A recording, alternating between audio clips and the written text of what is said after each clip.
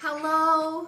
Hi, welcome to summer. The summer reading program has begun, and we just kind of wanted to share the cherry-picked selections this week. I'm hoping to make a video every week of our library picks as we go and read and find our favorites. So we went today, and I want to kind of show you what we have. Some books we renewed, some ones are new. This one is a Gabriel selection, and he's 10. If you have a kid that loves Ripley's Believe It or Not, or Guinness Book of World Records, or Sleight of Hand, this is fantastic. It's called Fooled You, Fakes and Hoaxes Through the Years.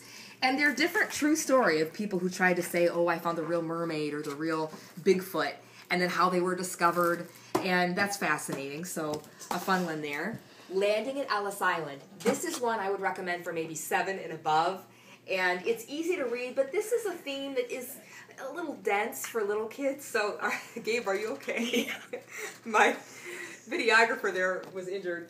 But it's almost in a comic book layout. So this is one that I'll read aloud probably to Garrett as we explore. The Ellis Island story is important, it's fascinating, and it's one that, you know, as early as possible you want to learn about. And so I love the way that you know, they break it down so that little kids can understand, but I think the older kids will keep their attention as well.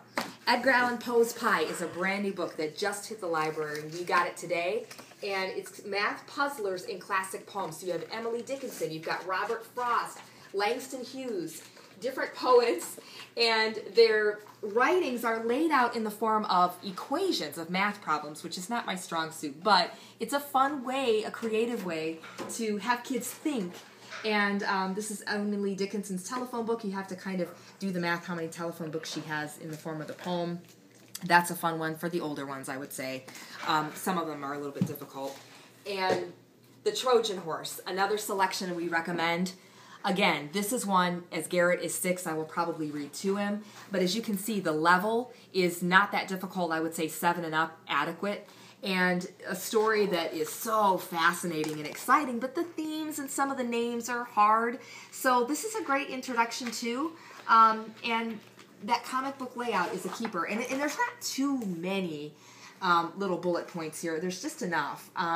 This I like the dimensions, so that's a fun one. Probably one I'll read aloud because I think I get just as much out of it as the kids do.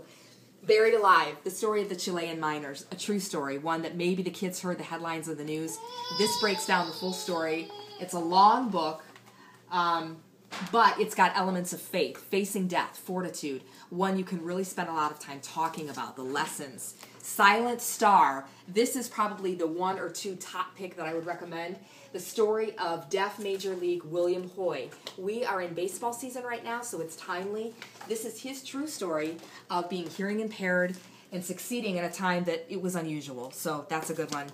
My number 1 pick is The Orphans of Normandy, a true story of World War II told through drawings of children who lived through it.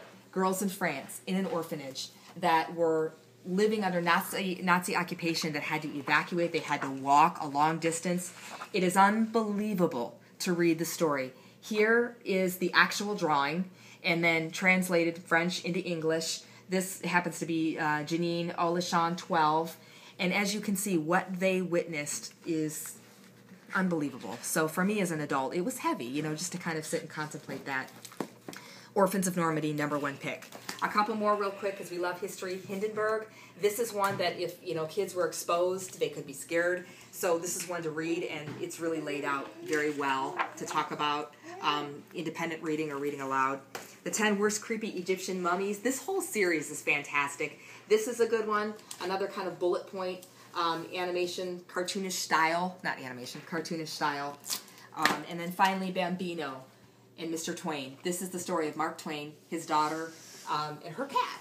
His wife died, went to stay with his daughter, befriended her cat, and it's their affection towards one another. So those are our top picks for the week. Orphans of Normandy, number 1, and we'll catch you next week. Thanks. Bye.